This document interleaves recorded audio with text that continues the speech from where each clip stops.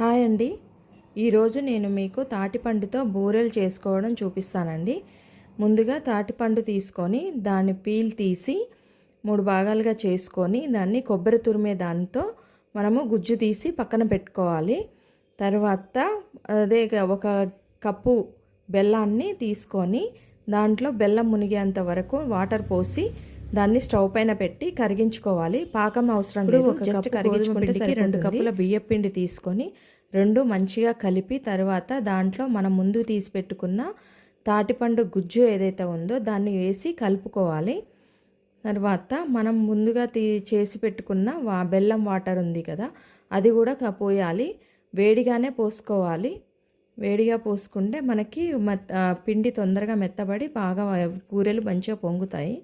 కనుక మనం వేడి బెల్లం నీళ్ళే పోసుకోవాలి. పోసుకొని 2 గరిటెతో కొంచెం సేపు కలుపుకొని, కొంచెం వేడి కాలుతుంది కదా, కొంచెం గరిటెతో కలుపుకొని తర్వాత మంచిగా మిక్స్ చేసుకోవాలి చేయితో.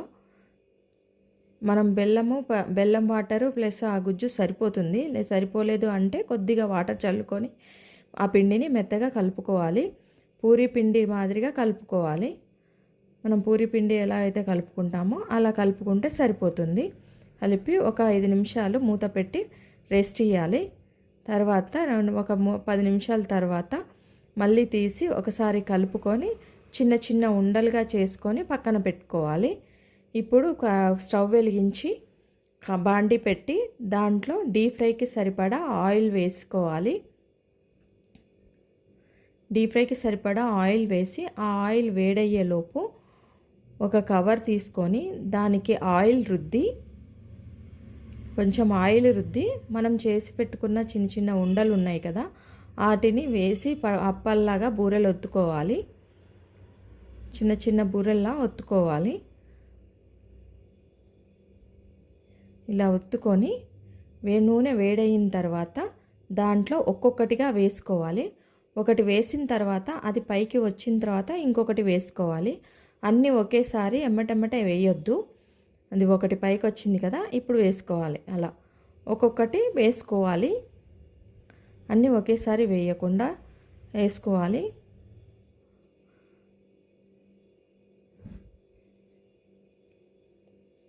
అన్నీ వచ్చేసినాయి, మంచిగా పొంగుతున్నాయి చూడండి.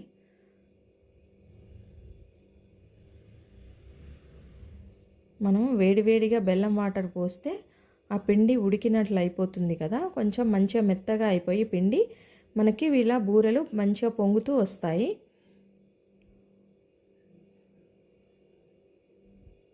మంచిగా పొంగుతున్నాయి. వీటిని మనము లైట్ బ్రౌన్ కలర్ వచ్చేంత వరకు 2 వైపులా తిప్పుకుంటూ కాల్చుకోవాలి.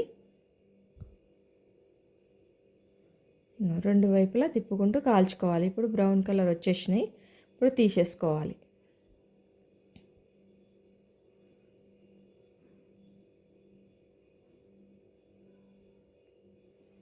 అలాగే మిగతా పిండి కూడా మళ్ళీ అలాగే చిన్న చిన్న ఉండలుగా చేసి అప్పల్లాగా ఒత్తి మళ్ళీ నూనెలో వేసుకోవాలి.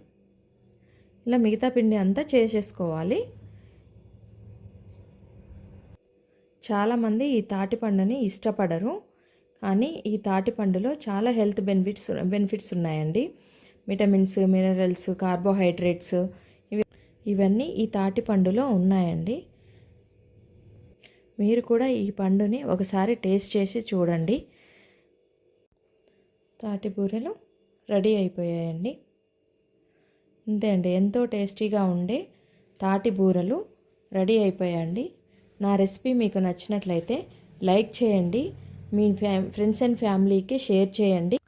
ఫస్ట్ టైం మీరు నా వీడియోస్ చూస్తున్నట్లయితే ప్లీజ్ నా ఛానల్ని సబ్స్క్రైబ్ చేయండి. Thank you watching for my channel.